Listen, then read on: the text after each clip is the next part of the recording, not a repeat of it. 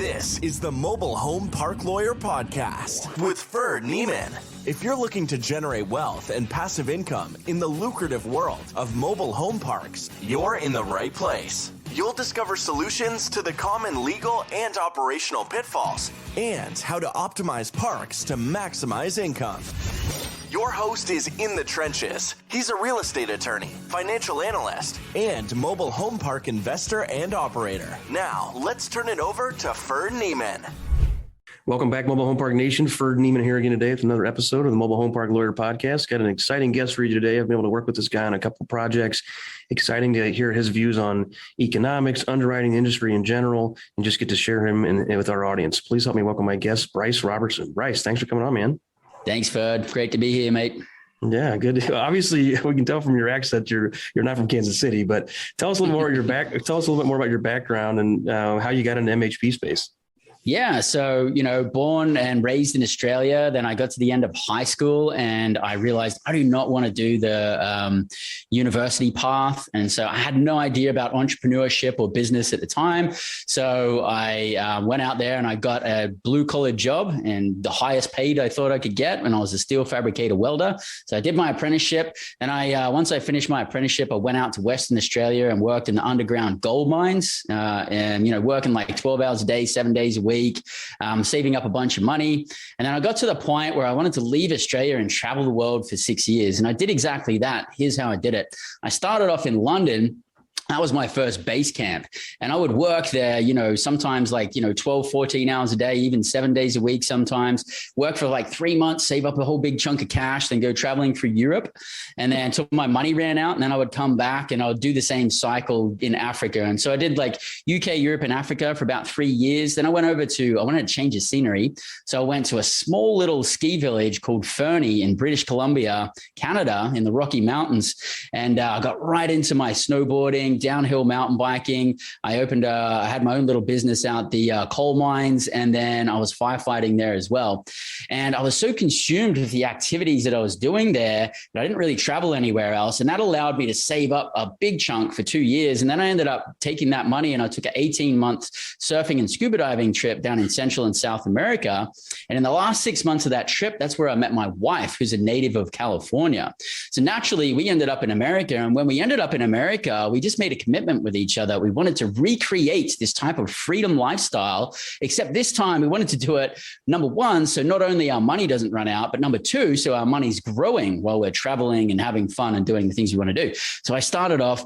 We looked at the three main ways that we can make big bucks. That's owning a business, stock market. I think cryptocurrencies would fit into that category too now, and then real estate. And in the beginning, I did about 7 different side hustles, just hoping that one of them would take off. But I realized I was spinning plates. I was spreading my energy too thin and I was having mediocre success. So I realized I have to stop and focus on one thing. I knew it was going to be real estate because at the time I had a 20-year background in construction and construction management. And, but what am I going to do in real estate? So I looked at all the different asset classes. I looked at mobile home parks, self-storage, single family, fix and flips, wholesale, notes. I looked at all of them, the financials, how it all works. And over again, mobile home parks just kept standing out to me. The need for affordable housing, supply and demand in massive favor of park owners, not that much competition compared to other asset classes, higher cash flow, higher profits, better tax benefits. I was in. So I laser focused on mobile home parks and then told the universe, it's a mobile home parks only. You can throw anything at me, I'm going to say no. And I started all of a sudden getting these multi-family and single family deals that had never come across my table before. And it was my test to say no to those things. I said no. And a couple of months later, I got my first mobile home park under contract. But when I did that, I was not in circumstances that you would think would be ideal to purchase a mobile home park. I had a negative net worth. I had $2,000 in the bank and I had unseasoned credit because I hadn't been in the States long enough. So I ended up leaning on family and friends to bring in the capital to fund that deal. And then 3 months later, we ended up getting the deal across the finish line. And then once I got that deal across the finish line, I felt like I was 10 foot tall. I felt like I conquered and done the impossible. And I also learned there's this amazing way to do deals through syndication by bringing investors in where they can passively invest in a deal. I can do all the hard work. Everybody wins. So I ended up rinsing and repeating that process for the next 2.5 years. And then my wife and I became financially free, retired ourselves. We no longer had to work. We worked because we choose to, not because we have to. And it just radically changed our lives, and we haven't looked back. That's awesome, man. That's a fun story. That's inspiring too. Great to see. I'm with you on trying to be laser focused on MHP because it's definitely got those benefits that you mentioned. I'm curious though, when you moved countries so much, did you just find random jobs, or did you use your steel fabrication job? Like when you're in Africa, did you use it there? When you're in London, did you use it there, or did you just do whatever you could to make a buck? At that time. I was only working in London and in Canada, and I was leaning on my steel fabrication and welding. And then when I was in Europe and Africa, I was just traveling, Okay. When I was in Central and South America, I just like surfed and scuba dived every day. And so technically I was a dive master, but you can't really call that a job, dude, because I was like scuba diving 4 times a day and just loving my life. So. Oh, wow. That's awesome. I got another friend that had a similar story, contractor, and said, I'm going to travel, and just did it. That's awesome. It's great to see you've got into this asset class. I think you're right that the competition's less, the tax benefits are better, the financials are better than other alternative real estate or other alternative investment options. What are you seeing though in the last year? I mean, you mentioned the last 2, 3, 4 years, the industry, as we all know, has changed considerably from a competition standpoint. A lot of private equity, a lot of REITs are buying up all kinds of, lots of new entrants from the minor league guys to the major league guys. What are you seeing on your end? And then how has it impacted your underwriting on deals? Yeah, that's a good question. So we're seeing a lot of competition. One of the things though, that was actually working to our benefit last year was that, there's more competition, but it's not necessarily mobile home park experienced competition. So brokers were coming to us last year saying, hey man, we've got a park that fits your criteria. It's fallen out of contract a couple of times. Honestly, the number one thing for the sellers is they want someone that they know can drive the deal home and get closed on the deal. And so we ended up winning like 2 or 3 deals last year just because of that, because there is other people out there that are bringing their evaluation methods from self-storage and, other multifamily apartments and other asset classes, which in my opinion don't apply to evaluating a mobile home park correctly for purchase. And they're bringing those skills to the table, and then they're paying essentially overpriced, lower cap rates, higher price for these parks, driving cap rates down and prices up. But there's a lot of people that aren't closing on these deals for one reason or another. So yes, there's more competition, but there's not really like tons of qualified competition. So I kind of still feel like there's not really that much competition. The main thing that we're actually taking into consideration in our underwriting and our approach to acquisitions and our whole business strategy is conservative underwriting. Because on the side, I actually study macroeconomics because I'm always trying to find out for my investor group and for myself what the highest probabilities and possibilities are, so that we can kind of mitigate those in advance and put ourselves in the best position to be profitable, because our entire business is revolves around recession resistant investing. So like the times that we're experiencing right now is times where mobile home parks can really perform. There's a lot of things happening out there, things that are unknown. So in our underwriting, for example, we did a couple of deals last year where we purchased, and at year 3, we do a refinance, and then our investors get cashed out of the refinance and they stay in the deal for like 5-7 years. Well, at that refinance point, right now, we can get financing for those circumstances. We're probably in the high 3% range, maybe low 4% range. But we've been underwriting at the 3-year mark for the interest rate to be 6%. And we've also added on an extra 1, maybe 1.5, and sometimes 2% to our cap rate on our refinance or on our end liquidation event, just so that we can mitigate for cap rates increasing. and actually going back up again, and interest rates increasing. And we also have doubled all of our construction and labor and materials costs just in case we see a massive price inflation. And we're also underwritten, so most of our construction gets knocked out in the first 12 months. So we're kind of mitigating that risk as well. We've doubled our property taxes. There's just a lot of things that we're doing to basically mitigate ourselves should these certain things come to fruition. Now, are all of them going to come to fruition? Highly likely not. And the most important thing to us is when we're projecting returns to our investors is that we're going to at least meet what we projected, if not exceed. And unfortunately, so far, we've got a 100% track record of exceeding our projections.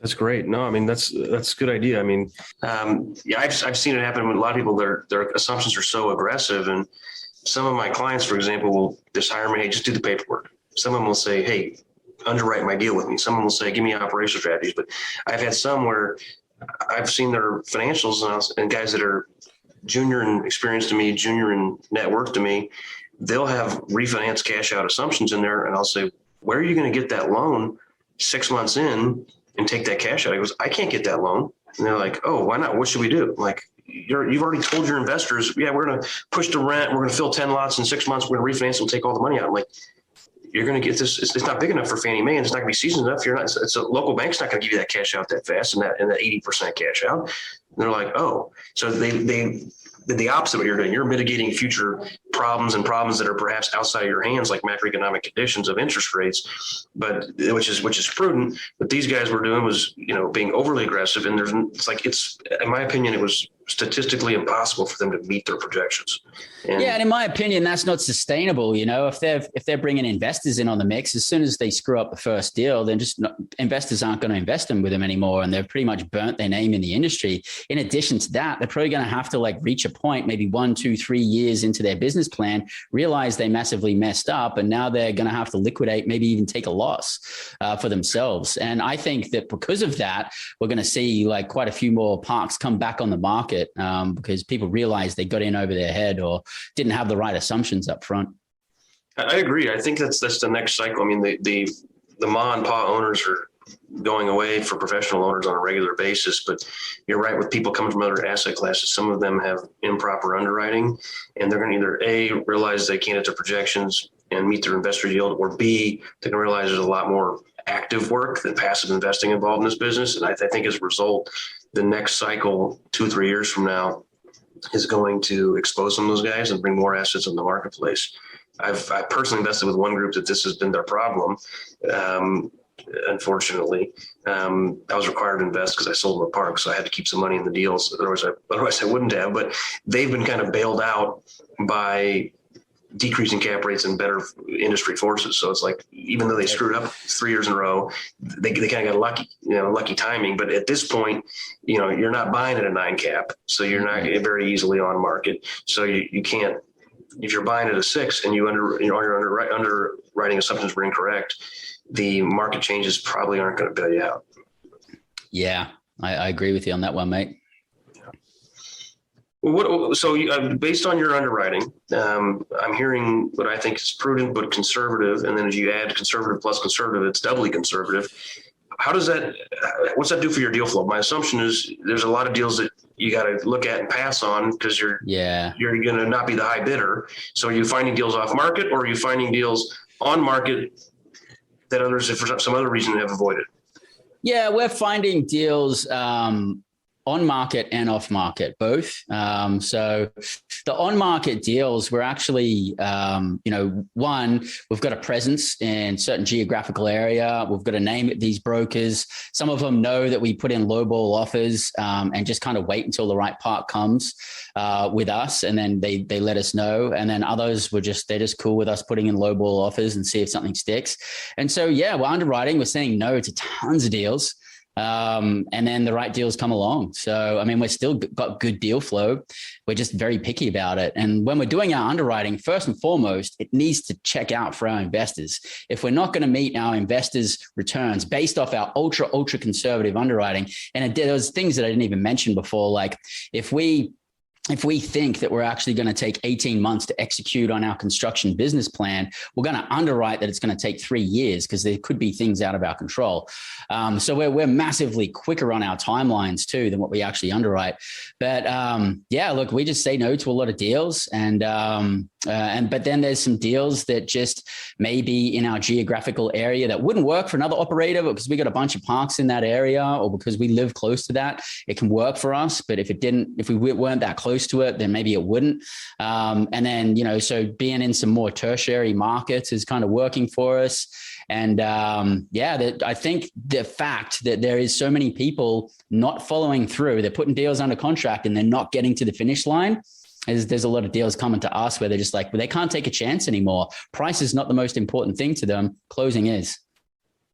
No, understood. I actually have 2 properties that I've managed. I sold them 3 years ago, but I've managed them for the last 3 years, these guys. And I told them I didn't feel like doing third-party management anymore. So I told them, hey, start either find a new manager or sell them. And we got a good relationship and they've invested some of my deals. So I said, I'll give you some time. So it's been like 6 months of them. They finally got them under contract, tried to sell them.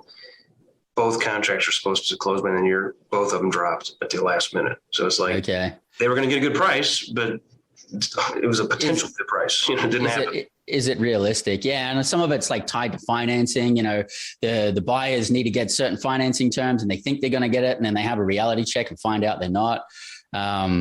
Yeah. But, like one of the other reasons why we're winning deals too, and this is pretty important, is because I have a 25 years now in construction and construction management. So I'm willing to take on projects that a lot of other operators that don't have that like strong construction edge and they're more just like the business professionals wouldn't want to take on. Like I got no problems doing infrastructure work. I've got a park right now that we're doing tons of work to the sewer lines and sewer infrastructure. I'm willing to take on projects that a lot of other operators aren't. So that kind of helps as well. That's a good point. I've told people that too. So we do a little bit of that ourselves too. Is like, I'll take on a deal. Like we just bought a deal that's 130 pads, but there's only 48 occupied. Well, that means you're not going to get an agency loan. You don't have enough occupancy. It's in Illinois, which a lot of people don't want Illinois because it's a blue state regulatory environment. It's got to be a local bank loan. So you got to be quasi-local. If you're going to get a bank loan, to get a local bank relationship, and you got to have a decent net worth and credit because you got to sign a recourse note. So there's a lot of people that just don't want to sign recourse notes or only do agency or only do 85% occupied or only do, the top tier cities or only do these states. So I think in a competitive environment, we need to set ourselves apart and what's your niche, and where are you at or geographically or the type of deal you'll tackle. I mean, I know some people that they specifically look for deals with private utilities, which most of us don't want deals with private utilities, but they specifically look for them because like, because most people don't, they're going to get them at a better price and they understand private utilities and underwrite the risk and the budget and operational expenses. And it's like, that could be their niche. And they're probably going to be ahead of the game if this works, because when all the parks have been bought and sold, they're all been bought, the ones that are going to be left are the private utilities. And then the rest of us are like, okay, I guess I'll take another look at that lagoon. But these other guys who've been doing it for 5 years will be like, well, we've been taking more risk for 5 years, but now we're ahead of the game.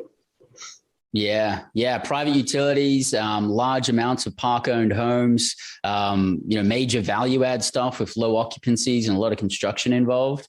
Those are the sort of deals on the outside. We've got no problems taking on any of that. I'm not super keen on private utilities. We more lean towards the heavy construction, 50% to 80% occupied,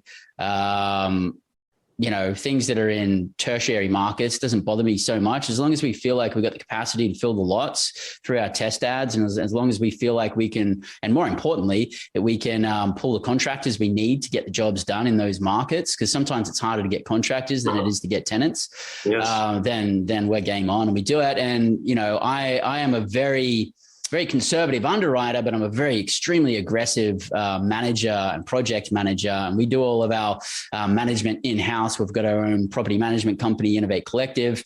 And, we knock out remodels like really quickly. Some parks will do 30 plus a year. One of the parks we did last year, we knocked out 9 remodels in 6 weeks. So, we take massive action and we do things really quickly and we get the people that we need to get in there. And I've had a lot of other operators that have said to me, Bryce, how do you do like 30 remodels at one park in a year? I'm like, dude, how do you not know how to do that? Especially when that's what you're projecting that you're going to do to your group, and your investors and everything like that. And they're trying to just figure out how it's possible. It's like, you just got to get in there and take massive action. There's no real secret to it. Yeah. No, remodels, they're not for the faint of heart though. I was at a park. I was at 3 of my parks yesterday in mid Missouri, and we just got 10 school building double wides for free from the school district, but there's just 4 walls. It's just 4 walls. Okay. Yeah. So we just ship them in, put the concrete in, install them, and then we got 4 walls. We got to put in plumbing. We got to put in interior rooms. We got to put in cabinets. We got to build a kitchen. We got to put in a bathroom, and they're all different sizes. They're all doubles with their different lengths, and some of them are 2-2, some of them are 3-2, some are going to be 4-2, depending on. But it's a big construction project to renovate all these. Mm-hmm. So we've been mostly trying to use. We got a good project manager in house, and trying to find local labor because it's cheaper than hiring professional contractors. But it's got its downsides versus hiring professional contractors. The upside, the better part, of course, is it's less expensive. But the downside is you're managing crews and misfits more than hiring a pro. What is your approach on when you're doing a remodel, a single remodel versus you got to do 20 of them? Are you hiring one crew, 5 separate crews going? Are you hiring, hourly laborers with an in-house supervisor or combination?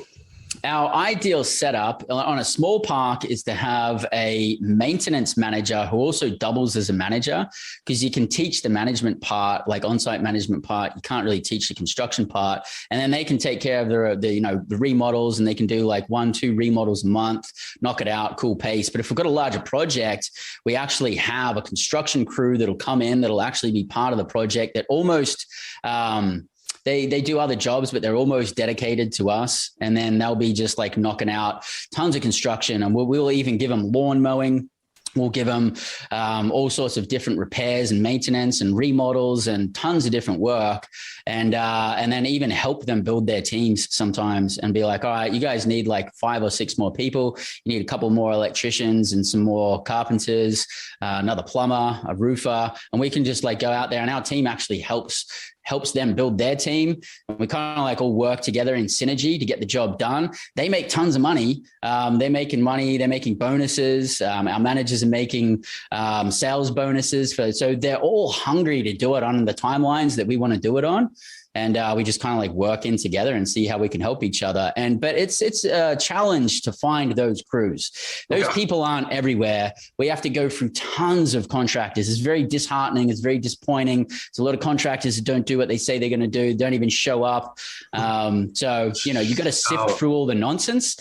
And I think that's probably what takes a lot of people out. But if you're really, really persistent and you're looking for like the gems, once we get them, we just hold on to them, and we've actually brought them from park to park, moving around, taking them to here to there, just to keep them with us, really. Yeah, no, that's great. We've had to do the same thing, because I've made that mistake early on where I needed a guy for 80 hours. So we had him for 2 weeks, and we don't have a new home yet, so go do something else. And the next day a pipe breaks. I need you today at midnight.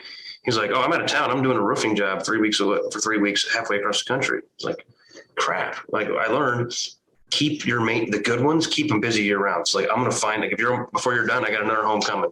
Or if I don't have another home coming, like you're going to my parents' farm, you're painting fences for 2 weeks until we get the home in. Like you can count on us 40 hours. And we started limiting them. Like you only get 40. So if we use 60, then you can run out of work faster. And thus we have tons of work. So we like 40, you can do other people's jobs nights and weekends, but we need you 40. We need you triage nights and weekends. And then it ended up working out well, and just keep the guy on the payroll forever.